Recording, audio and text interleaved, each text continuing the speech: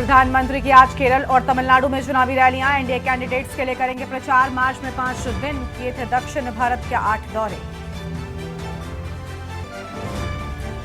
CM Yogi Adityanath Bihar में भरेंगे चुनावी हुंकार। सीएम योगी 2 जनसभाओं को करेंगे संबोधित। गृह मंत्री अमित शाह जम्मू में भरेंगे चुनावी हुंकार। जम्मू के पलोड़ा में करेंगे चुनावी रैली। अमित शाह एक जनसभा को करेंगे संबोधित। राहुल गांधी की आज वायनाड और कोझिकोड में रैली। 1 हफ्ते तक केरल में करेंगे कई सभाएं। 3 अप्रैल को वायनाड से भरा था नामांकन। केजरीवाल के जुडिशियल कस्टडी का आखिरी दिन। राउज रेवेन्यू कोर्ट में होगी पेशी। सुप्रीम कोर्ट में उनकी याचिका पर सुनवाई। भाजपा के स्टार प्रचारक रक्षा मंत्री राजनाथ सिंह की आज जम्मू कश्मीर में रैली। राजनाथ सिंह कठुआ में जनसभा को करेंगे संबोधित। आप देख रहे हैं के न्यूज, खबरों का सारथी। नमस्कार, लाइव न्यूज में आप सभी का स्वागत है। मैं हूं आपके साथ गरिमा बाजपेयी और अहम खबर से करते हैं बुलेटिन की शुरुआत। खबर है प्रभु राम की नगरी अयोध्या से, जहां अब 18 अप्रैल तक वीआईपी दर्शन पर रोक की बात सामने आई है। रामलला के वीआईपी दर्शन पर 18 अप्रैल तक रोक। रामनवमी के पहले ही वीआईपी दर्शन पर रोक हो जाएगी और आज से गुरुवार तक के लिए वीआईपी दर्शन पर प्रतिबंध लगा दिया गया है, क्योंकि रामनवमी के मौके पर लाखों की भीड़ आने की संभावना जताई जा रही है। आज से 18 अप्रैल तक के लिए बनाए गए पास रद्द कर दिए गए हैं, तो वीआईपी दर्शन अब प्रभु रामलला के नहीं हो सकेंगे। अब सिर्फ और सिर्फ जो आम तौर पर दर्शन हो रहे हैं वो ही मिलेंगे, क्योंकि रामनवमी के पर्व को लेकर विशेष तैयारियां प्रभु राम की नगरी अयोध्या में चल रही हैं। लाखों की संख्या में भारी भीड़ आने की उम्मीद जो है वो लगाई जा रही है। इसी के चलते ये कदम उठाया गया है। ये बड़ी खबर आपको हम बता दें, जहां पर अयोध्या में विशेष तैयारियां रामनवमी को लेकर हो गई हैं और आज से लेकर 18 अप्रैल तक के लिए बनाए गए पास रद्द कर दिए गए हैं। तो 18 अप्रैल तक के लिए बनवाए गए पासों को रद्द कर दिया गया है। अब 18 अप्रैल तक वीआईपी दर्शन पर रोक की बात सामने आई है। रामलला के वीआईपी दर्शन पर 18 अप्रैल तक रोक लगी और रामनवमी के पहले से ही वीआईपी दर्शन पर रोक की बात सामने आई है। यह अहम जानकारी आपको हम बता रहे थे। और आगे बढ़ते हैं खबरों की ओर। अयोध्या से अगली बड़ी खबर भी आपको बताते हैं, जहां पर रामनवमी को लेकर प्रशासन पूरी तरीके से अलर्ट हो गया है। राम मंदिर ट्रस्ट ने गाइडलाइंस जारी कर दी है। श्रद्धालुओं के लिए स्पेशल बस सेवाएं शुरू कर दी गई है। लाखों श्रद्धालुओं के पहुंचने की संभावना जताई जा रही है। तो लाखों श्रद्धालुओं के पहुंचने की संभावना है और स्पेशल बस सेवाएं शुरू कर दी गई हैं। ये बड़ी जानकारी आपको हम बता रहे हैं। लाखों श्रद्धालुओं के पहुंचने की संभावना रामनवमी के खास मौके पर नजर आ रही है। इसी के चलते प्रशासन पूरी तरीके से अलर्ट हो गया है। अयोध्या से ये बड़ी जानकारी आपको हम बता रहे हैं, जहां पर प्रशासन पूरी तरीके से अलर्ट हो चुका है और राम मंदिर ट्रस्ट ने गाइडलाइन जारी कर दी है। यह अहम खबर आपको हम बता दें, जहां पर श्रद्धालुओं के लिए स्पेशल बस सेवाएं शुरू कर दी गई हैं।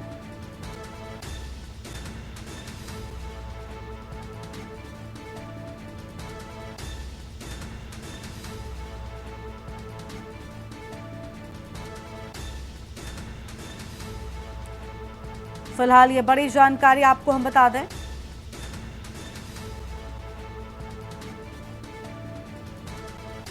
और लाखों श्रद्धालुओं के पहुंचने की संभावना। अयोध्या से खबर, रामनवमी को लेकर प्रशासन पूरी तरीके से अलर्ट हो गया है। तो रामनवमी को लेकर प्रशासन पूरी तरीके से अलर्ट मोड में नजर आ रहा है।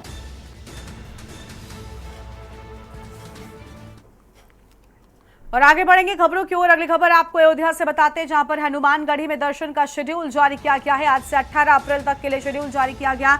आज से लागू हुआ नया दर्शन शेड्यूल। सुबह 3 से 4 बजे तक होगी हनुमान जी की आरती। प्रातः 4 बजे से शुरू हो जाएंगे दर्शनार्थियों के प्रवेश और दोपहर 12 से लेकर 12:30 बजे तक बंद रहेगा मंदिर का पट।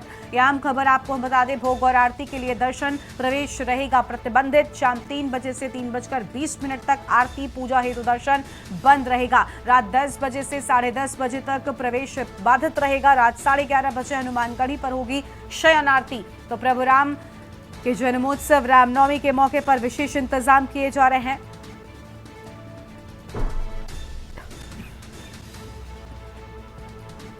तो शयन आरती के बाद बंद कर दिया जाएगा हनुमानगढ़ी। श्रद्धालुओं के लिए रामनवमी के दिन स्पेशल व्यवस्थाएं। 17 अप्रैल को रात 2:30 बजे से ही शुरू हो जाएंगे दर्शन और सुबह 3:30 बजे दर्शनार्थियों का प्रवेश शुरू हो जाएगा। दोपहर 11:45 से 12:30 बजे तक कपाट बंद रहेंगे।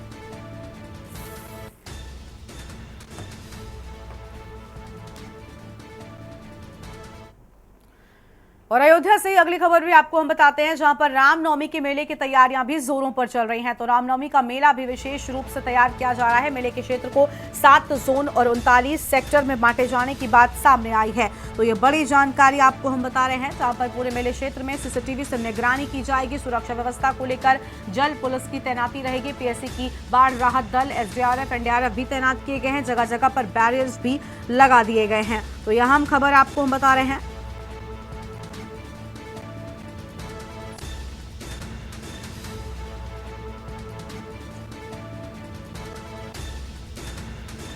और फिलहाल यह अहम खबर आपको हम बता दें, जहां पर पीएससी की बाढ़ राहत दल के साथ ही एसडीआरएफ और एनडीआरएफ की टीमें भी यहां पर मौजूद रहेंगी।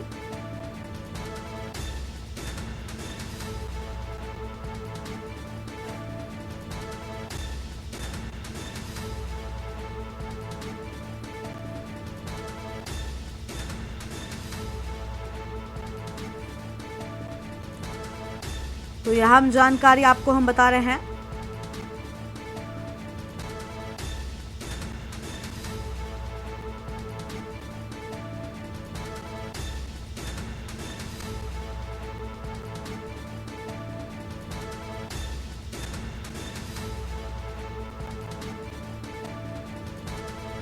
पीएससी की बाढ़ राहत दल, एसडीआरएफ, एनडीआरएफ भी तैनात कर दिए गए हैं। पूरी तैयारियां कर ली गई हैं। जगह जगह पर बैरियर भी लगा दिए गए हैं। यह अहम जानकारी आपको हम बता रहे हैं, जहां पर अयोध्या से खबर, रामनवमी के मेले की तैयारियां जोरों पर है। रामनगरी पहुंचे प्रदेश के आला अधिकारी। फिलहाल ये बड़ी जानकारी आपको हम बता रहे हैं। और रामनवमी को लेकर तैयारियां जोरों पर हैं। थी जो गोंडा के हमारे एसपी और देवी पाटन के डीआईजी साहब अपने अधिकारियों के साथ थे। हम लोगों को रामनवमी में आपस में जो इंटर बॉर्डर कोऑपरेशन की रिक्वायरमेंट होती है, उसमें क्या क्या एक्सपेक्टेड रहता है, उन पर डिटेल पर चर्चा हुई, जिससे कि यात्रियों को सुविधा रहे और जो डाइवर्जन प्लान है उसको हम लोग बखूबी लागू कर सकें। सभी जो स्थानीय भक्त हैं, श्रद्धालु हैं, उन्हें कोई असुविधा ना हो, पहले से लोगों को एक व्यवस्थित जानकारियाँ रहें, उसके बारे में बात की गई। Thank you. रामनवमी मेला दिनांक 9 तारीख से प्रारंभ होकर 19 तारीख तक चलेगा और इस बार श्रद्धालुओं की भारी संख्या में अयोध्या धाम में आने की संभावना है। इस दृष्टिकोण से संपूर्ण मेला क्षेत्र को 7 जोन में और 39 सेक्टर में विभाजित किया गया है। इसके अलावा मुख्य स्टैटिक पॉइंट भी बनाए गए हैं। प्रत्येक जोन में अपर पुलिस अधीक्षक स्तर का अधिकारी जोनल अधिकारी है और सेक्टर में पुलिस उपाधीक्षक और इंस्पेक्टर लेवल के अधिकारी बनाए गए हैं।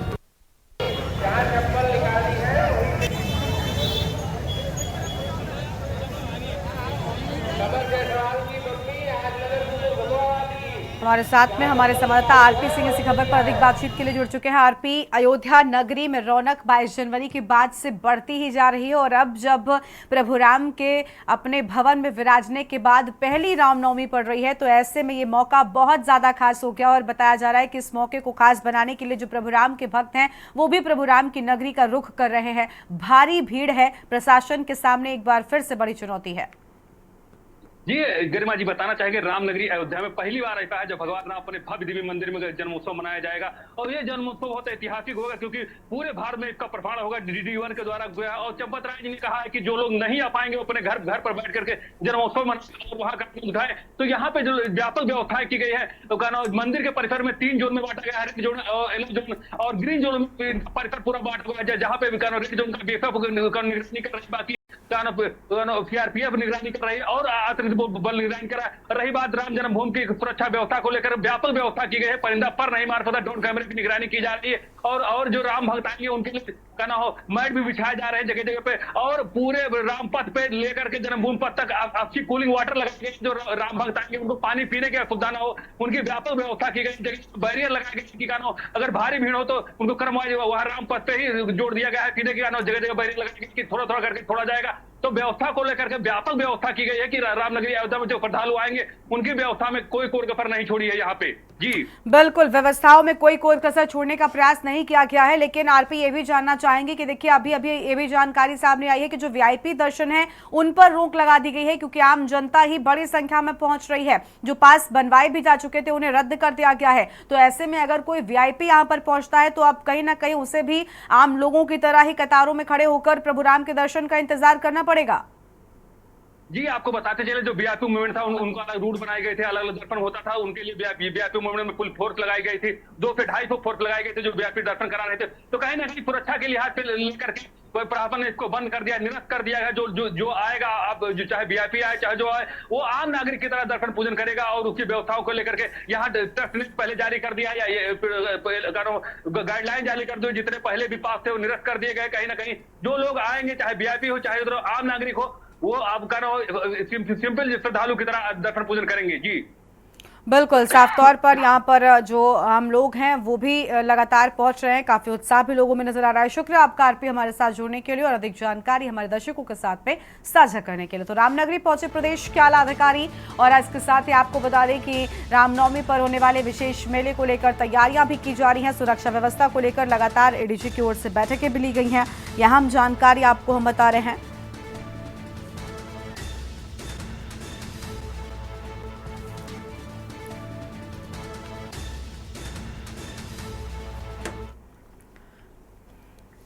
अगली खबर लखनऊ से है, जहां पर उत्तर प्रदेश पेपर लीक से जुड़ी बड़ी जानकारी आपको हम बताते हैं। मामले से जुड़े आरोपियों पर होगी बड़ी कार्रवाई। आरोपियों को माफिया घोषित करने की तैयारी में सरकार। एसटीएफ ने सभी आरोपियों का ब्यौरा मांगा है। आरोपियों पर मनी लॉन्ड्रिंग का भी होगा केस दर्ज। बड़ी जानकारी आपको हम बता रहे हैं, जहां पर मनी लॉन्ड्रिंग का भी केस दर्ज होगा। अहम खबर आपको हम बता दें।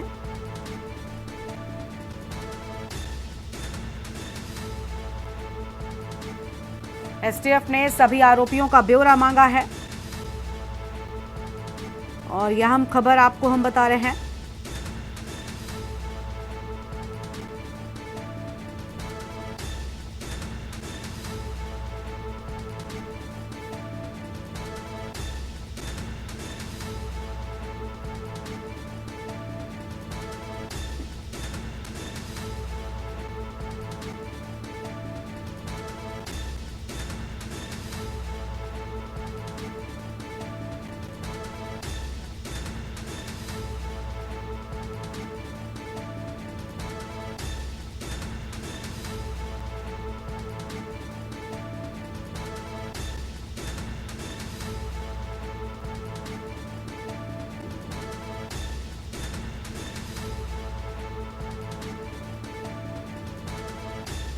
ये बड़ी जानकारी आपको हम बता दें, जहां पर आरोपियों को माफिया घोषित करने की तैयारी में सरकार।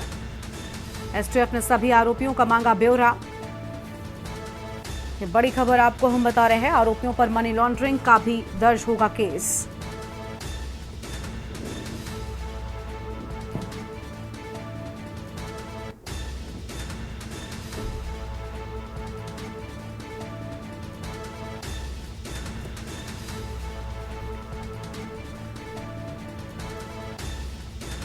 और इसी खबर पर बातचीत के लिए हमारे साथ में हमारे संवाददाता शिवा शर्मा जुड़ चुके हैं। शिवा, एसटीएफ ने सभी आरोपियों का ब्यौरा मांगा है। बताया जा रहा है कि अब मनी लॉन्ड्रिंग का भी केस दर्ज होगा और एक्शन में पूरी तरीके से यहाँ पर नजर आ रहे हैं। सिपाही भर्ती परीक्षा लीक हुई थी। ऐसे में सीएम योगी ने खुद कहा था कि जो भी इसमें दोषी पाया जाता है उनके खिलाफ सख्त से सख्त कार्रवाई की जाए। और देखने में आया कि एसटीएफ ने उत्तर प्रदेश के सभी जो जिलों से गिरफ्तारियां हुई थी उन सभी का ब्यौरा मांगा है। और खास तौर से पेपर लीक कांड के मामले में 5 आरोपी जो ऐसे थे जिन्होंने अहमदाबाद से पेपर लीक आउट कराया था, उन 5 लोगों पर यूपी एसटीएफ की एक बड़ी रिपोर्ट जाएगी शासन स्तर पर, और शासन स्तर इनके खिलाफ सख्त एक्शन लेगा। और ये कहा जा रहा है कि इनके तहत जो बड़े माफिया, जो शिक्षा माफिया के तहत कार्रवाई जिस पर की जाती है वैसी कार्रवाई होगी और इन्हें माफिया घोषित किया जाएगा, ताकि कोई भी अगर कॉम्पिटिटिव एग्जाम में अगर कोई भी छेड़मारी करता है तो उससे पहले इनकी कार्रवाई को सुन ले, देख ले, ताकि लोगों में डर रहे। तो उत्तर प्रदेश सरकार एक बड़ा कदम उठाने जा रही है कि इनके तहत इनके खिलाफ जो मनी लॉन्ड्रिंग एक्ट के तहत मुकदमा होगा वो चलेगा, इनको माफिया बनाया जाएगा, शिक्षा माफिया बनाया जाएगा, ताकि किसी भी तरीके से जो आगे कॉम्पिटिटिव एग्जाम उत्तर प्रदेश में हो उसमें किसी भी तरीके से कोई भी छेड़मारी शिक्षा माफिया ना कर पाए। तो एक नजीर बनाने की कोशिश उत्तर प्रदेश सरकार कर रही है कि 60 लाख के आसपास लोग इससे एग्जाम देने के लिए न सिर्फ उत्तर प्रदेश के अलग अलग जिलों से आए थे, बल्कि अलग अलग राज्यों से भी लोगों को सपना था कि उत्तर प्रदेश पुलिस का वो लोग हिस्सा बने, सिपाही बने।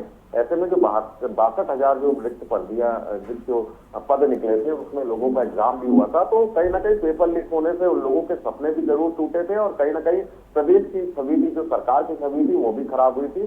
तो ऐसे में जो माफिया हैं उनके खिलाफ सख्त कार्रवाई उत्तर प्रदेश की सरकार करेगी और एसटीएफ इन सभी का ब्यौरा जुटा करके इनके खिलाफ कार्रवाई के लिए शासन को एक आदेश भेजेगी। बिल्कुल, साफ तौर पर ये बड़ी बात सामने आई है। शुक्र आपका शिवा, अधिक जानकारी साझा करने के लिए। तो यह हम खबर आपको हम बता दें जहां पर सभी आरोपियों का ब्यौरा मांगे जाने की बात सामने आई है। यह हम खबर आपको हम बता रहे हैं और आरोपियों पर मनी लॉन्ड्रिंग का भी केस दर्ज होगा। आगे बढ़ते हैं खबरों की और अगली खबर आपको लखनऊ से बताते हैं जहां पर आदित्य यादव आज बदायूं में नामांकन करेंगे। दोपहर 2 बजे आदित्य यादव नामांकन करने के लिए पहुंचेंगे। शिवपाल यादव पूर्व सांसद धर्मेंद्र इसमें शामिल होंगे और मंदिर में पूजा करने के बाद नामांकन के लिए जाएंगे। तो मंदिर में पूजा करने के बाद नामांकन के लिए जाएंगे, ये बड़ी जानकारी आपको हम बता रहे हैं। शिवपाल यादव, पूर्व सांसद धर्मेंद्र यादव भी इसमें शामिल होंगे और मंदिर में पूजा अर्चना करने के बाद पहुंचेंगे नामांकन करने के लिए। मंदिर में पूजा करने के बाद होगा नामांकन। तो ये बड़ी खबर आपको हम बता दें इस वक्त की आम जानकारी, जहां पर लखनऊ से खबर आदित्य यादव आज बदायूं में नामांकन करेंगे। तो आदित्य यादव आज बदायूं में करेंगे नामांकन। दोपहर 2 बजे आदित्य यादव नामांकन करेंगे। फिलहाल ये बड़ी जानकारी आपको हम बता रहे हैं।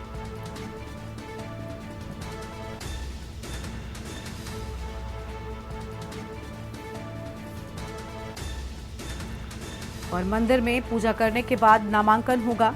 अहम खबर लखनऊ से खबर, आदित्य यादव आज बदायूं में नामांकन करने के लिए पहुंचेंगे। रितेश हमारे साथ, हमारे संवाददाता जुड़ चुके हैं। रितेश, आज 2 बजे आदित्य यादव का नामांकन होगा। बताया जा रहा है कि शिवपाल यादव भी इसमें शामिल हो सकते हैं। पूरी जानकारी क्या है?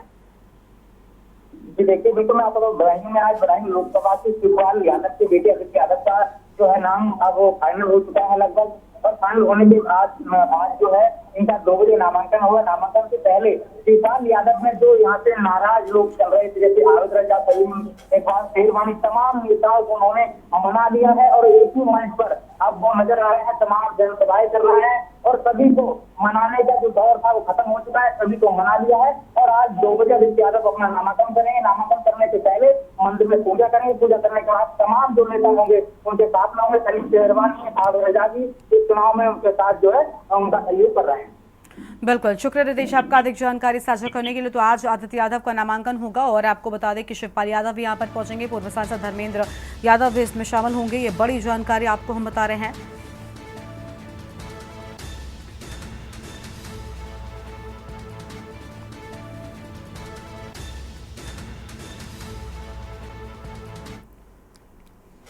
और आगे बढ़ेंगे खबरों की ओर। अगली खबर लखनऊ से आपको हम बताते हैं जहां पर डीजीपी प्रशांत कुमार का बड़ा आदेश। वीडियो कॉन्फ्रेंसिंग से पुलिसकर्मियों को लेकर अहम खबर और अधिकारियों के बयान। पहले मुकदमों में बयान दर्ज कराने दूसरे जिले जाते थे, आने जाने में पुलिसकर्मियों के संग हो जाते थे हादसे। समय और संसाधन दोनों से अब निजात मिलेगी। तो ये बड़ी खबर आपको हम बता दें जहां पर दोनों की बचत होगी। बड़ी जानकारी आपको हम बता रहे हैं। और आने जाने में पुलिसकर्मियों के संग हादसे हो जाते थे, लेकिन अब ऐसा नहीं होगा।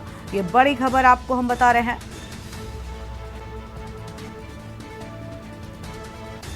तो यह हम खबर आपको हम बता दें जहां पहले मुकदमों में बयान दर्ज कराने दूसरे जिले जाते थे और आने जाने में पुलिसकर्मियों के संग हो जाते थे हादसे। ये बड़ी खबर आपको हम बता दें। और समय और संसाधन दोनों से अब निजात मिलेगी। तो समय और संसाधन दोनों से अब आने वाले वक्त में निजात मिलेगी। डीजीपी प्रशांत कुमार का ये बड़ा आदेश सामने आया है। तो डीजीपी प्रशांत कुमार का ये बड़ा आदेश, वीडियो कॉन्फ्रेंसिंग से होंगे पुलिसकर्मियों और अधिकारियों के बयान।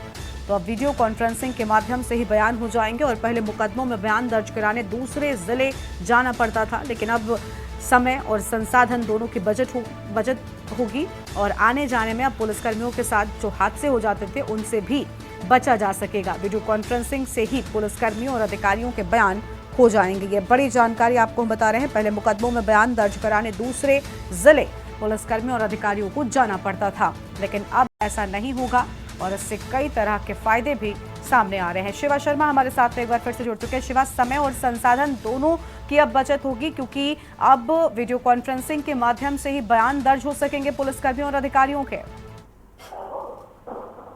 देखिए बिल्कुल गरिमा, उत्तर प्रदेश के अंदर जो अलग अलग जिलों में तैनात पुलिसकर्मी होते थे, ऐसे में जो उनके मुकदमे होते थे जिनकी वो विवेचना कर रहे थे, तो उसमें जब एफआईआर या कोई भी चार्जशीट लगाई जाती थी तो कोर्ट में आकर के उनको बयान दर्ज करने होते थे। और बाद में देखा जाता था कि तय समय सीमा के अनुसार उनके ट्रांसफर भी अलग अलग जिलों में हो जाते थे, तब उनको कोर्ट में बयान दर्ज कराने में बड़ी असुविधा होती थी और उनको समय अनुरूप वो लोग उपस्थित नहीं हो पाते थे। तो ऐसे ही हाईकोर्ट ने एक आदेश उत्तर प्रदेश सरकार को और शासन को दिया कि जो भी लोग अज्ञात जनपदों में तैनात हैं और वो अगर कोर्ट में आकर के बयान दर्ज नहीं करा पाते तो वीडियो कॉन्फ्रेंसिंग के बाबत उनके बयान दर्ज कराया जाए। और उत्तर प्रदेश में बीते 3 महीनों में कई ऐसे पुलिसकर्मी हैं जो वीडियो कॉन्फ्रेंसिंग के तहत कोर्ट में बयान भी दर्ज करा चुके हैं और डीजीपी ने भी कहा है कि इस पूरे मामले को आगे रखा जाए और आगे ऐसे ही पुलिसकर्मी जिनकी समय सीमा जो है वो उसमें ही बचाव हो सके और जो संसाधन है उसमें भी तेजी आ सके, उससे निजात मिल सके। इसके तहत जो पुलिसकर्मी है अपने अपने जिलों में तैनात है वो वीडियो कॉन्फ्रेंसिंग के माध्यम से कोर्ट में अपने बयान दर्ज कराए ताकि किसी भी तरीके की जो असुविधा हो पुलिसकर्मियों को वो ना हो। बिल्कुल, साफ तौर पर किसी भी तरह की असुविधा ना हो, इसके चलते ये बड़ा जो कदम है वो उठाया गया है। शुक्रिया आपका शिवा, अधिक जानकारी साझा करने के लिए। आम खबर आपको हम बता दें, जहां पर आने जाने में पुलिसकर्मियों के संघात से हो जाते थे, लेकिन अब ऐसा नहीं हो सकेगा क्योंकि यह अहम कदम उठाया गया है। और अगली खबर लखनऊ से आपको हम बताते हैं, जहां पर सड़क हादसे में महिला की मौत हो गई। खेत से खेती किसानी कर लौट रही थी महिला, पक्की रोड पर बाइक की टक्कर से मौत की बात सामने आई है। और आपको बता दें कि कार्रवाई का आश्वासन, सैरपुर थाना क्षेत्र के ग्राम रपरा पोस्ट सरौरा की यह पूरी घटना है। पक्की रोड पर बाइक की टक्कर से मौत होने की बात सामने आई है। फिलहाल आम खबर आपको बता दें, परिजनों ने शव रखकर कार्रवाई की मांग की है। तो परिजनों ने शव रखकर कार्रवाई की मांग की है। पक्की रोड पर बाइक की टक्कर से मौत हो गई, परिजनों ने शव रखकर की कार्रवाई की मांग। मौके पर पहुंची पुलिस ने दिया कार्रवाई का आश्वासन। यह अहम खबर आपको हम बता दें, सैरपुर थाना क्षेत्र के ग्राम रपरा पोस्ट सरौरा की यह पूरी घटना बताई जा रही है। और लखनऊ से खबर, सड़क हादसे में महिला की मौत से हड़कंप मचा।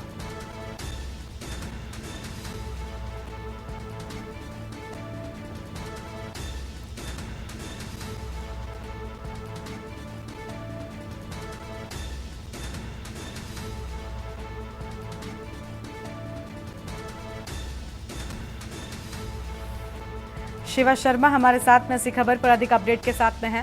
शिवा, महिला की मौत होने की बात सामने आई है, हालांकि परिजनों की ओर से शव रखकर कार्रवाई की मांग की गई है। पूरी जानकारी क्या है आपके पास? देखिए गरिमा, कल देर रात सैरपुर थाना क्षेत्र के जो ग्राम रपरा है वहां पर एक दुर्घटना हुई है और मोटरसाइकिल सवार की टक्कर से 55 वर्षीय महिला कमला देवी की मौत हो गई थी। और मौत के गुस्साए परिजनों ने महिला का शव रख करके उस जगह दोषी जो आरोपी है, जो बाइक सवार है, उसके ऊपर कार्रवाई करने की बात कही थी। और काफी देर हंगामा भी चला था। जब इस सूचना पर स्थानीय पुलिस मौके पर पहुंची, पुलिस अफसर पहुंचे, तब उन्होंने उनकी जो मंशा थी परिजनों की उस पर सहमति बनाई और महिला के शव को पोस्टमार्टम के लिए भेजा गया। आरोपी है कि जो संविदा कर्मी है, लाइनमैन है दिलीप, उसकी बाइक से जो कमला देवी है जो खेती किसानी करके शाम को वापस लौट रही थी और उसी की बाइक की टक्कर से कमला देवी की मौत हो गई। तो ऐसे में आज उनका पोस्टमार्टम कराया जाएगा और अभी फिलहाल किसी भी तरीके से मुकदमा दर्ज नहीं हुआ है। पोस्टमार्टम रिपोर्ट में जरूर एक्सीडेंटल की बात सामने आई थी, लेकिन परिजन लगातार यही मांग कर रहे हैं कि जो संविदा कर्मी है दिलीप, उसकी गाड़ी से जो ठोकर लगी जिससे महिला की मौत हुई है उसके खिलाफ सख्त से सख्त कार्रवाई की जाए। बिल्कुल, बहुत शुक्रिया आपका शिवा, अधिक जानकारी के लिए। तो यह हम खबर, जहां पर सड़क हादसे में एक महिला की मौत का ये पूरा मामला सामने आया है। खेत से खेती किसानी कर वापस लौट रही थी महिला, ये बड़ी जानकारी आपको हम बता रहे हैं। और पक्की रोड पर बाइक की टक्कर से मौत होने की बात सामने आई है। आगे बढ़ते हैं खबरों की ओर। डिप्टी सीएम ब्रजेश पाठक का आज कासगंज का दौरा है। एटा कासगंज प्रत्याशी के नामांकन में शामिल होने के लिए पहुंचेंगे, ये बड़ी जानकारी आपको हम बता दें। और आपको बता दें कि एटा कासगंज प्रत्याशी के नामांकन में होंगे शामिल।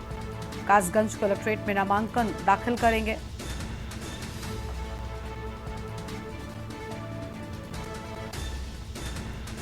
और सोरो में डिप्टी सीएम सभा को भी संबोधित करेंगे। डिप्टी सीएम ब्रजेश पाठक आज कासगंज के दौरे पर, तो कासगंज के दौरे पर डिप्टी सीएम ब्रजेश पाठक एटा और कासगंज प्रत्याशी के नामांकन में जाएंगे। तो एटा में कासगंज प्रत्याशी के नामांकन में जाएंगे, कलेक्ट्रेट में नामांकन दाखिल करेंगे डिप्टी सीएम ब्रजेश पाठक। सोरो में डिप्टी सीएम सभा को भी संबोधित करेंगे।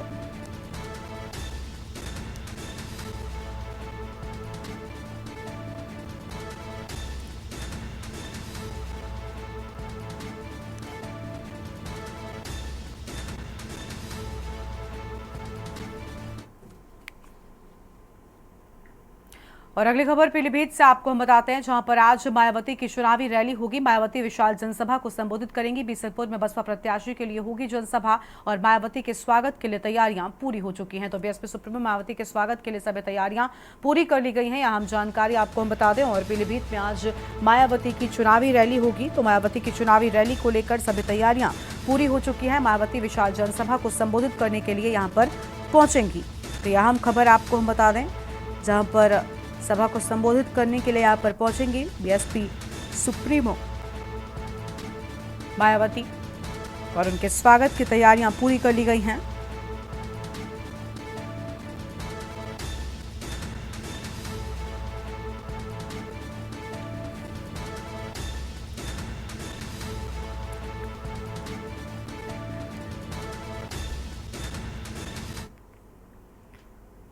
और बरेली के दौरे पर डिप्टी सीएम केशव प्रसाद मौर्य आंवला प्रत्याशी के नामांकन में होंगे शामिल। जनसभा के बाद धर्मेंद्र कश्यप करेंगे नामांकन। डिप्टी सीएम केशव प्रसाद मौर्य सभा को भी करेंगे संबोधित। ये बड़ी खबर आपको हम बता दें, जहां पर सभा को भी संबोधित करेंगे डिप्टी सीएम केशव प्रसाद मौर्य। यह अहम जानकारी सामने आ रही है।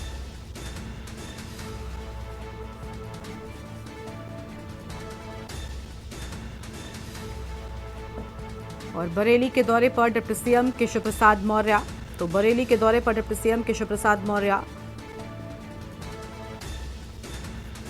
आंवला प्रत्याशी के नामांकन में होंगे शामिल। जनसभा के बाद धर्मेंद्र कश्यप नामांकन करेंगे। डिप्टी सीएम नामांकन सभा को करेंगे संबोधित। और बरेली के दौरे पर डिप्टी सीएम केशव प्रसाद मौर्य। और विवेक परासरी हमारे साथ में इसी खबर पर बातचीत के लिए जुड़ चुके हैं। विवेक, आंवला प्रत्याशी के नामांकन में शामिल होने के लिए डिप्टी सीएम केशव प्रसाद मौर्य पहुंच रहे हैं, क्या जानकारी है उनके आगमन को लेकर?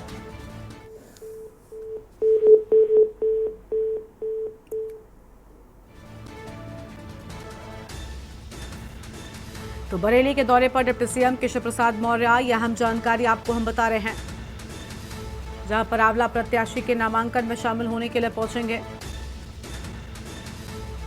और जनसभा के बाद धर्मेंद्र कश्यप नामांकन करेंगे। फिलहाल ये बड़ी जानकारी आपको हम बता रहे हैं।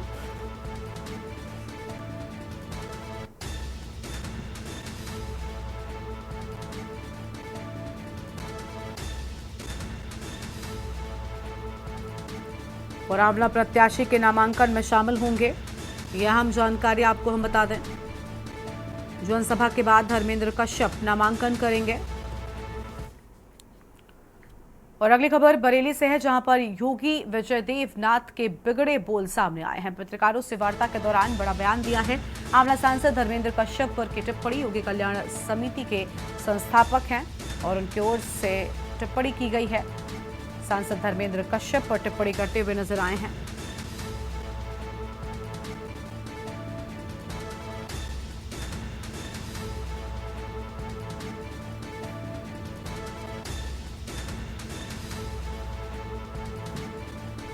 ये बड़ी जानकारी आपको हम बता रहे हैं।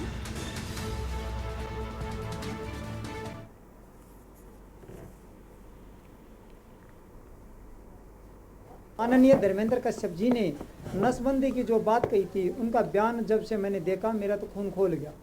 और उस दिन से मैंने मल्टीमीडिया से लेकर जीरो ग्राउंड तक उनका जमकर विरोध किया है।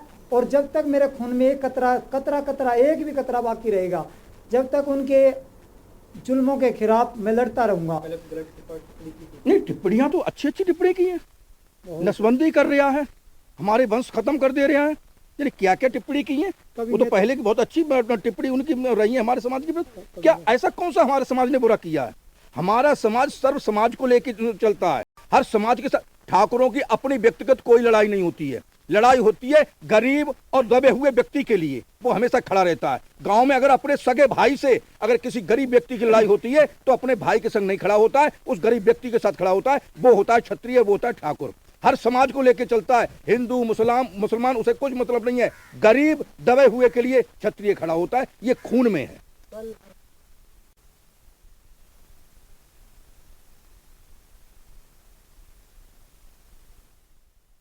बिगड़े बोल सामने आए हैं और धर्मेंद्र कश्यप को लेकर जो टिप्पणी की है, इस पूरे मामले पर कोई प्रतिक्रिया सामने आई क्या समाजवादी पार्टी की ओर से? विवेक, आवाज मिल रही है आपको? जी जी जी जी विवेक, इस पूरे मामले पर जो बिगड़े बोल सामने आए हैं, क्या इन पर समाजवादी पार्टी की ओर से कोई टिप्पणी, अब तक कोई प्रतिक्रिया इस सब पर सामने आई?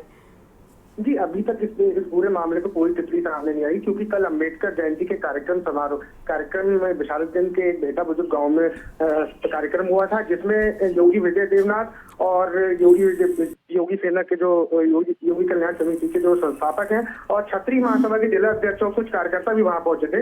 उसके बाद जब पत्रकारों से उन्होंने बात की तो उन्होंने उन पर एक बार फिर से सीधा प्रहार कर दिया दोनों ही लोगों ने। कुछ क्षत्रिय महासभा के जिला अध्यक्ष ने तो नाम लिए वगैरह हमला बोला, जबकि योगी विजय देवनाथ ने पूरी तरीके से स्पष्ट रूप से जो बड़बोले बोल या गलत तरीके से उन्हें अपशब्द एक सांसद के लिए बोले हैं, ये चीज सामने देखने को मिली। जी बिल्कुल, शुक्रिया विवेक आपका अधिक जानकारी साझा करने के लिए। तो यह हम खबर आपको हम बता दें, जहां पर पत्रकारों से वार्ता के दौरान बिगड़ते बोल नजर आए हैं। और यहां पर रुकते हैं एक ब्रेक के लिए, चलो लौटेंगे। आप देख रहे हैं के न्यूज, खबरों का सारथी। नमस्कार, मैं हूं आपके साथ यशी शुक्ला। लाइव न्यूज में एक बार फिर से आप सभी का स्वागत है। बहराइच से खबर आपको बता देते हैं, जहां पर इंडो नेपाल सीमा से जुड़ी बड़ी खबर। इंडो नेपाल बॉर्डर पर चेकिंग के दौरान बड़ी सफलता। नेपाली युवक के पास से पासपोर्ट बरामद, कई फर्जी भारतीय पहचान पत्र भी बरामद। इंडो नेपाल बॉर्डर पर भारत सीमा से हुई गिरफ्तारी, दोहरी नागरिकता संबंधित फर्जी आईडी बरामद। रुपये दिया पुलिस, युवक न्यायालय के सामने किया जाएगा पेश। इंडो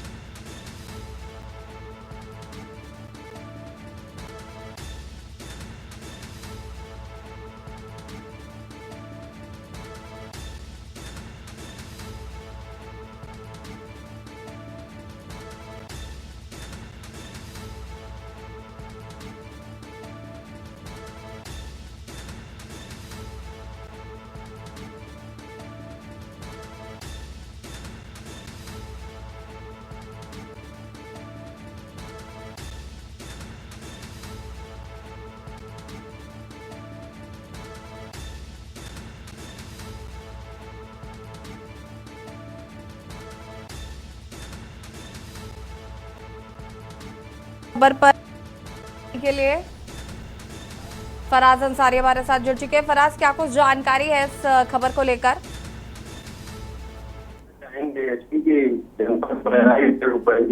इंडो नेपाल बॉर्डर पर एसएसबी द्वारा चेकिंग अभियान चलाया जा रहा था। इसमें संदिग्धों की तलाशी की जा रही थी। संदिग्ध की तलाशी के क्रम में एक नेपाली युवक गगन तिरुवा को चेकिंग की गई, तो इसके पास से भारी मात्रा में फर्जी कागजात मिले हैं। वही पासपोर्ट, इंडियन वोटर आईडी सहित कई फर्जी पहचान पत्र के साथ इसको गिरफ्तार किया गया है, जिसकी दोहरी नागरिकता एसएसबी ने इसको गिरफ्तार करके दुपहिया पुलिस के हवाले किया है और गहनता से इसकी जांच की जा रही। वहीं आपको बता दें, काफी संवेदनशील इंडो नेपाल बॉर्डर बताया जाता है। यहाँ पे आए दिन तस्करों की जो है गिरफ्तारी होती है। दुपहिया पुलिस के हवाले करके एसएसबी ने बड़ी सफलता पाई है। जी बिल्कुल, अगर हम बात करें तो क्या कुछ इन्फॉर्मेशन इनकी तरफ से दी गई है? जी बिल्कुल, पुलिस ने जो है एसएसबी ने पकड़ के दुपहिया पुलिस के हवाले किया और गहनता से इसकी जो है जांच की जा रही है। अभी पूरी बातें खुलकर सामने नहीं आई है, लेकिन दोहरी नागरिकता व फर्जी कागजात काफी मात्रा में इसके साथ बरामद हुए। ठीक है, बहुत शुक्रिया आपका जानकारी साझा करने के लिए। और बता दें, कई फर्जी भारतीय आइडिया मिली है। इंडो नेपाल बॉर्डर पर भारत सीमा से हुई गिरफ्तारी।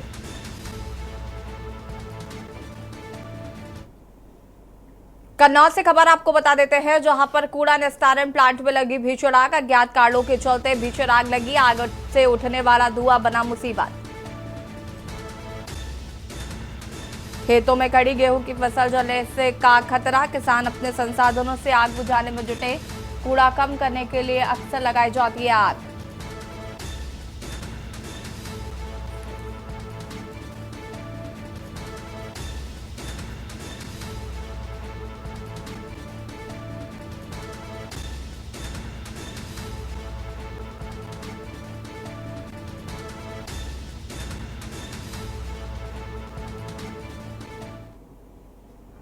जी भाई,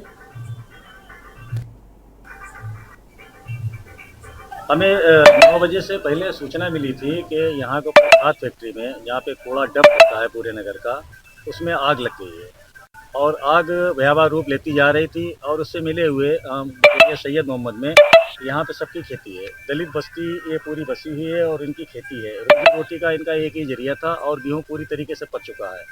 अगर ये आग का रुख, हवा का रुख अगर थोड़ा सा बदलता तो ये पूरी आग से पूरी खेती खत्म हो जाती और ये साल भर भीख मांगने पे मजबूर हो जाते हैं ये लोग, क्योंकि इनके जरिया और कोई दूसरा नहीं है कमाने का। चारा है इन लोगों ने फायर सर्विस को सूचना नहीं दी? हाँ, हमने जैसे हमें सूचना मिली, क्योंकि आग लगी हुई थी, ये 5 और 6 के बीच में आग लगी हुई थी, तब से यहाँ के ऊपर संबंधित जो खाद फैक्ट्री के लोग हैं उनसे लोग पास गए, लोगों ने कहा और उन्होंने उस पर कोई प्रयास नहीं किया।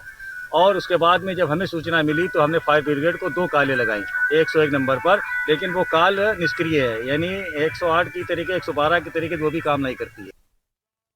बहराइच से खबर आपको बता देते हैं, जहां पर इलाके में आवारा कुत्तों का आतंक, कुत्ते के आतंक से लोगों में डर का माहौल। आवारा कुत्तों ने बुजुर्ग पर किया हमला, कुत्ते के काटने पर पागलों जैसी हरकत करने लगा बुजुर्ग। बता दें कि 6 महीने पहले पागल कुत्ते ने बुजुर्ग को काटा था और अब दिख रहा है बुजुर्ग में पागल कुत्ते का असर। एंटी रेबीज की सिर्फ 3 डोज ही बुजुर्ग को लगी, लापरवाही से कुत्तों की तरह भौंक रहा है बुजुर्ग। डॉक्टरों ने गंभीर हालत देखकर लखनऊ रेफर किया है। 6 महीने पहले पागल कुत्ते ने काटा था बुजुर्ग को, अब दिख रहा है बुजुर्ग में पागल कुत्ते का असर। एंटी रेबीज की सिर्फ 3 डोज ही बुजुर्ग को लगी थी और लापरवाही की वजह से अब बुजुर्ग की हालत खराब हो रही है। पागल कुत्ते के काटने का असर दिख रहा।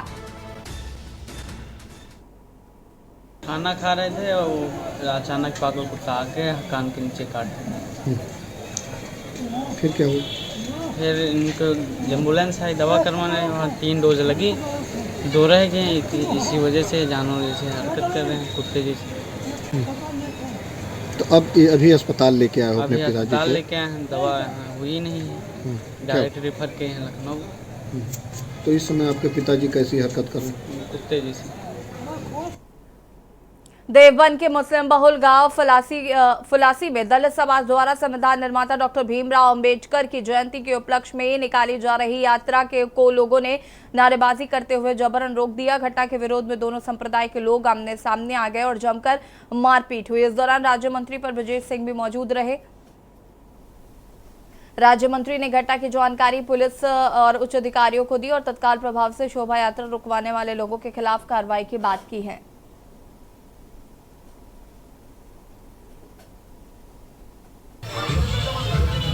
खुले पड़े थे पहले।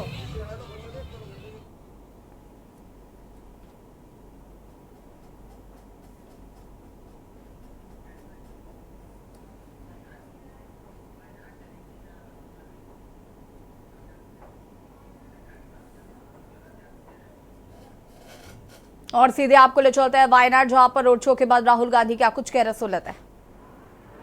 That is imposed from the top. Language is something that comes out from inside the person, inside the heart of the person. ഒരർത്ഥത്തിൽ പറയുമ്പോൾ ഭാഷ എന്ന് പറയുന്നത് മുകളിൽ നിന്ന് അടിച്ചേൽപ്പിക്കുന്ന ഒന്നല്ല. ഭാഷ എന്ന് പറയുന്നത് മനുഷ്യന്റെ ഉള്ളിൽ നിന്ന്, മനുഷ്യന്റെ ഹൃദയത്തിൽ നിന്ന് ഉരുത്തിരിഞ്ഞു വരുന്ന ഒന്നാണ് ഭാഷ. To tell a person from Kerala that your language is inferior to Hindi, for example, is an insult to the people of Kerala. ഉദാഹരണത്തിന് കേരളത്തിലെ ആളുകളോട് നമ്മൾ മലയാളികളോട് പറയുകയാണ് നിങ്ങളുടെ ഭാഷയായ മലയാളം ഹിന്ദിയേക്കാൾ താഴെയാണെന്ന് പറഞ്ഞാൽ അത് മലയാളത്തോട് മലയാളികളോടുമുള്ള അപമാനമാണ്. It is like saying what is coming out of your heart is inferior to what is coming out of the heart of a person in Uttar Pradesh. അതിങ്ങനെ പറയുന്നതിന് തുല്യമാണ്. മലയാളികളുടെ ഹൃദയത്തിൽ നിന്ന് വരുന്ന ഒരു കാര്യം, മലയാളികളുടെ ഹൃദയത്തിൽ നിന്നുള്ള ഭാഷ, അത് ഉത്തർപ്രദേശിലുള്ള ഒരാളുടെ മനസ്സിൽ നിന്ന് വരുന്ന ഭാഷയെക്കാളും അതിനേക്കാളും താഴെയാണെന്ന് നിങ്ങളോട് പറയുന്നതിന് തുല്യമാണ്. Malayalam is not just a language, it is your link to your civilization. Malayalam എന്ന് പറയുന്നത് കേവലം ഒരു ഭാഷ മാത്രമല്ല. മലയാളം എന്ന് പറയുന്നത് കേരളത്തിന്റെ സംസ്കാരത്തോട്, കേരളത്തിന്റെ നാഗരികതയോട് മലയാളികൾക്കുള്ള ബന്ധമാണ്. When a child is taught Malayalam, He is not just being taught how to speak. He is being taught the history of Kerala, the culture of Kerala, the affection, the respect of Kerala. That's what he is being taught. ഒരു കുഞ്ഞിനെ നമ്മൾ ഉദാഹരണത്തിന് മലയാളം പഠിപ്പിക്കുമ്പോൾ ആ കുഞ്ഞിനെ വെറും ഒരു ഭാഷ മാത്രമല്ല നമ്മൾ പഠിപ്പിക്കുന്നത്. കേരളത്തിന്റെ ചരിത്രമാണ് നമ്മൾ ആ കുഞ്ഞിനെ പഠിപ്പിക്കുന്നത്. കേരളത്തിന്റെ സംസ്കാരമാണ് നമ്മൾ ആ കുഞ്ഞിനെ പഠിപ്പിക്കുന്നത്. മറ്റുള്ളവരോട് കേരളത്തിലുള്ള ബഹുമാനവും സ്നേഹവുമാണ് മലയാള ഭാഷ പഠിപ്പിക്കുന്നതിലൂടെ നമ്മുടെ കുഞ്ഞുങ്ങളെ നമ്മൾ പഠിപ്പിക്കുന്നത്. So he is not just being taught how to speak. He's being taught how to listen. He's being taught how to believe. He's being taught how to respect. These are all things that come out of communication of the language. ഒരു കുഞ്ഞിനെ നമ്മൾ മലയാളം പഠിപ്പിക്കുമ്പോൾ ആ ഭാഷ സംസാരിക്കാൻ മാത്രമല്ല നമ്മൾ പഠിപ്പിക്കുന്നത്. ആ കുഞ്ഞിനെ കേൾക്കാൻ നമ്മൾ പഠിപ്പിക്കുകയാണ്. ആ കുഞ്ഞിനെ ബഹുമാനിക്കാൻ നമ്മൾ പഠിപ്പിക്കുകയാണ്. ഭാഷയിലൂടെ ആശയവിനിമയം മാത്രമല്ല, മറ്റുള്ളവരെ ബഹുമാനിക്കൽ, മറ്റുള്ളവരെ കേൾക്കൽ, സംസ്കാരം പഠിക്കൽ, ഇതെല്ലാമാണ് ഭാഷയിലൂടെ നമ്മൾ പഠിപ്പിക്കുന്നത്. It is the same for history. It is the same for culture. It is the same for religion. It is the same for language. These things emerge from inside a person. ഇത് ഭാഷയുടെ കാര്യത്തിൽ മാത്രമല്ല, ചരിത്രമാകട്ടെ, സംസ്കാരമാകട്ടെ, മതമാകട്ടെ, എല്ലാം ഉരുത്തിരിഞ്ഞു വരുന്നത്, ഉത്ഭവിച്ചു വരുന്നത് മനുഷ്യന്റെ ഹൃദയത്തിൽ നിന്നാണ്. It is like looking at a bouquet of flowers and telling the red rose that we don't like that you are red, we want you to be white. ഇത് പൂക്കളെല്ലാം നിറഞ്ഞ ഒരു ബൊക്കയിൽ നോക്കി പറയുകയാണ്, ചുവന്ന പൂവിനോട് നോക്കി പറയുകയാണ്, ഞങ്ങൾ നിങ്ങളെ ചുവന്ന പൂവായി കാണാൻ ആഗ്രഹിക്കുന്നില്ല, നിങ്ങൾ മറ്റു നിറത്തിലേക്ക് മാറണം എന്നൊരു ചുവന്ന പൂവിനോട് നോക്കി പറയുന്നത് പോലെയാണ് അനേക ഭാഷകളുടെ കൂട്ടത്തിൽ ഒരു ഭാഷ മറ്റു ഭാഷയേക്കാൾ ചെറുതാണ്, മോശമാണെന്ന് പറയുന്നത്. It is like saying to a bouquet of flowers that we want every flower to be white. We don't want red flowers, we don't want purple flowers, we don't want. और सीधे आपको ले चलते हैं केरल के आलातूर, जहां पर प्रधानमंत्री नरेंद्र मोदी जनसभा को संबोधित कर रहे हैं. क्या कुछ कह रहे हैं, सुन लेते हैं. കേരളത്തിന് വിനോദസഞ്ചാര രംഗത്ത് വലിയ സാധ്യതകളുണ്ട്. അതൊന്നും വേണ്ട രീതിയിൽ ഉപയോഗപ്പെടുത്തിയിട്ടുള്ള അടുത്ത 5 വർഷം അതൊക്കെ വികസിപ്പിച്ച് നമ്മൾ ഉപയോഗപ്പെടുത്തും. साथियों, विकसित होते भारत की पहचान आधुनिक इंफ्रास्ट्रक्चर से भी होगी. आज देश में नए एक्सप्रेस वे बन रहे हैं, नए एयरपोर्ट बन रहे हैं. अब बीजेपी ने कल अपने मैनिफेस्टो में घोषणा की है कि जैसे पश्चिम भारत में अहमदाबाद मुंबई के बीच बुलेट ट्रेन का काम चल रहा है, आने वाले कुछ समय में ये काम पूरा होकर के बुलेट ट्रेन दौड़ना शुरू करेगी. देश की पहली बुलेट ट्रेन दौड़ेगी. इसका अनुभव देखते हुए कल हमने संकल्प पत्र में कहा है कि जैसे पश्चिम भारत में बुलेट ट्रेन का काम आगे चल रहा है, आगे चल करके नॉर्थ, साउथ, ईस्ट 3 क्षेत्रों में बुलेट ट्रेन के लिए सर्वे काम शुरू कर दिया जाएगा और साउथ को भी बुलेट ट्रेन मिले. साउथ में चलने वाली बुलेट ट्रेन यहां के विकास को गति देगी और रोजगार के हजारों नए अवसर बनाएगी. एनडीए सरकार के तीसरे कार्यकाल में इसके लिए बहुत जल्द सर्वे का काम शुरू किया जाएगा. സുഹൃത്തുക്കളെ, വികസിതമായിരിക്കുന്ന ഭാരതത്തിന്റെ മുഖമുദ്ര ആധുനിക അടിസ്ഥാന സൗകര്യങ്ങളായിരിക്കും. ഇന്ന് രാജ്യത്ത് പുതിയ എക്സ്പ്രസ് വേകൾ ഉണ്ടാക്കുന്നു. ഇന്ന് രാജ്യത്ത് പുതിയ വിമാനത്താവളങ്ങൾ നിർമ്മിക്കപ്പെടുന്നു. ഇപ്പോൾ ബിജെപി അതിന്റെ പ്രകടന പത്രികയിൽ ചില കാര്യങ്ങൾ പറഞ്ഞിട്ടുണ്ട്. നമുക്കറിയാം, പശ്ചിമ ഭാരതത്തിൽ ബുള്ളറ്റ് ട്രെയിൻ നിർമ്മിച്ചു കഴിഞ്ഞു. അത് അഹമ്മദാബാദിൽ നിന്നും മുംബൈ വരെയുള്ള ബുള്ളറ്റ് ട്രെയിൻ പാത ഇതാ അവസാന ഘട്ടത്തിലാണ്, ഓടാൻ പോവുകയാണ്. ആ അനുഭവത്തിൽ നിന്നും നമ്മൾ ഒരു പാഠം പഠിച്ചു. ഇനി നമ്മുടെ രാജ്യത്ത് ഉത്തര ഭാരതത്തിലും ദക്ഷിണ ഭാരതത്തിലും കിഴക്കൻ ഭാരതത്തിലും ബുള്ളറ്റ് ട്രെയിനുകൾ വേണമെന്ന് നാം തീരുമാനിച്ചിരിക്കുന്നു. നമ്മൾ അതിവേഗ ബുള്ളറ്റ് ട്രെയിനുകൾ ഈ ദക്ഷിണ ഭാരതത്തിലും കൊണ്ടുവരാൻ പോവുകയാണ്. അങ്ങനെ ഈ ബുള്ളറ്റ് ട്രെയിൻ നമ്മുടെ പ്രദേശത്ത് വന്നാൽ ആ ബുള്ളറ്റ് ട്രെയിൻ നമ്മുടെ വികസനത്തിന്റെ വേഗത കൂട്ടും, അനേകായിരം തൊഴിലവസരങ്ങൾ സൃഷ്ടിക്കും. ഒരു കാര്യം ഉറപ്പു നൽകാം, വരാൻ പോകുന്ന NDAയുടെ മൂന്നാമത്തെ സർക്കാർ എത്രയും പെട്ടെന്ന് തന്നെ ഈ ബുള്ളറ്റ് ട്രെയിനിന്റെ സർവേ ജോലി ആരംഭിക്കുന്നതായിരിക്കും. साथियों, ये चुनाव देश के भविष्य के लिए फैसले लेने का चुनाव है. ये चुनाव आपके उज्जवल भविष्य की गारंटी के लिए चुनाव है. ये चुनाव आपके बच्चों के उज्जवल जीवन के लिए गारंटी देने का चुनाव है. केरल के लोगों ने लास्ट 10 इयर्स में देखा है कि कैसे NDA सरकार ने दुनिया भर में भारत की साख बढ़ाई है. कांग्रेस सरकार ने भारत की छवि कमजोर देश की बना दी थी. बीजेपी सरकार ने भारत को एक मजबूत देश बनाया है. आज जब कोई भारतीय विदेश जाता है, गल्फ जाता है, तो उसे सम्मान से देखा जाता है.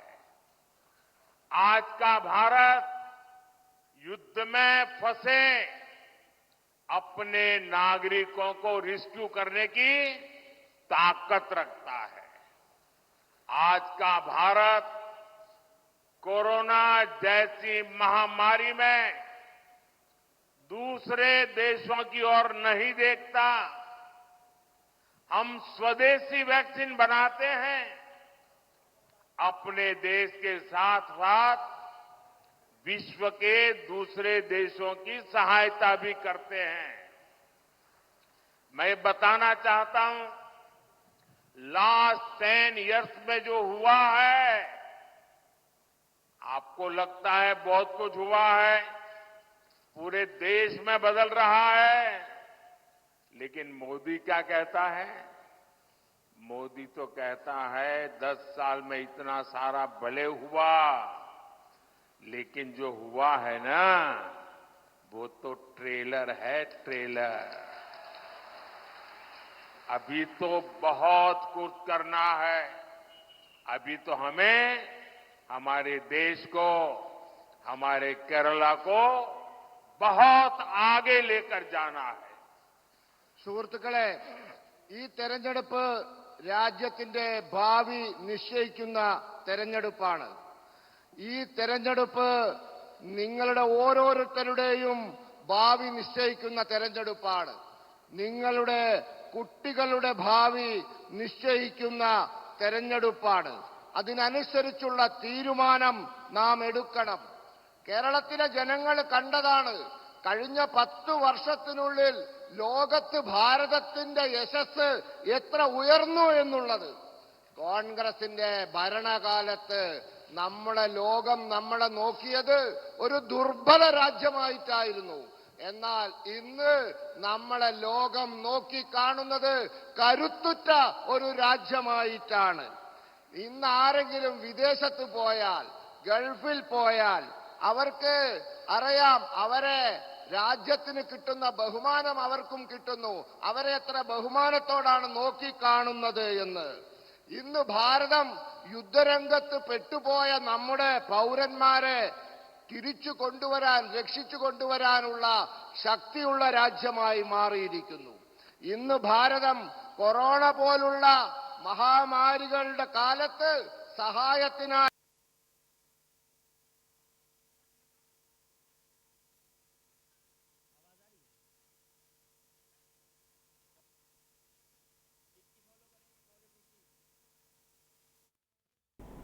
और बीजेपी का मिशन दक्षिण अब की बार 400 पार का नारा प्रधानमंत्री ने यहाँ पर दिया। केरल के लाथुर से ये सीधी तस्वीरें आप देख रहे थे, जहां पर चुनावी जनसभा को संबोधित किया प्रधानमंत्री नरेंद्र मोदी ने।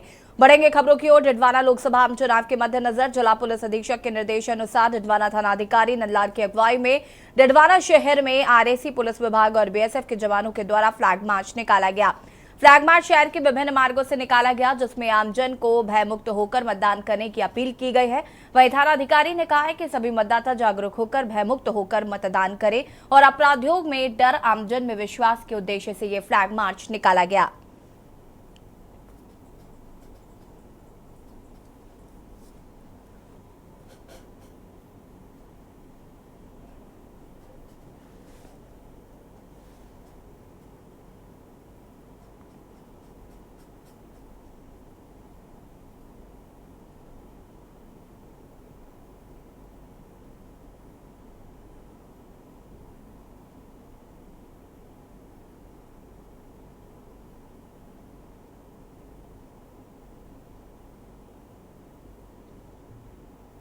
लोकसभा चुनाव 2024 एकदम निष्पक्ष, निर्भीक और भयमुक्त हो, इसके लिए हमने आरएससी और बीएसएफ के और हमारे पुलिस के जवानों को साथ लेके कस्बा डीडवाना, कोलिया, बालिया, पावटा में फ्लैग मार्च निकाला है, ताकि पब्लिक एकदम निष्पक्ष रूप से भयमुक्त होकर संपूर्ण मतदान कर सके और लोकतंत्र को मजबूत कर सके।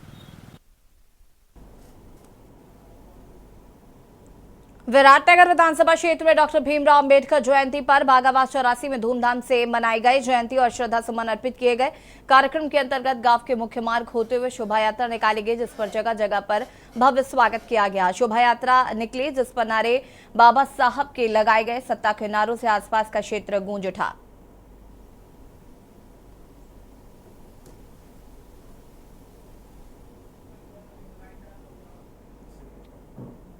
और लाइव न्यूज में फिलहाल इतना ही। देखते रहिए के न्यूज इंडिया। नमस्कार। आप देख रहे हैं के न्यूज, खबरों का सारथी।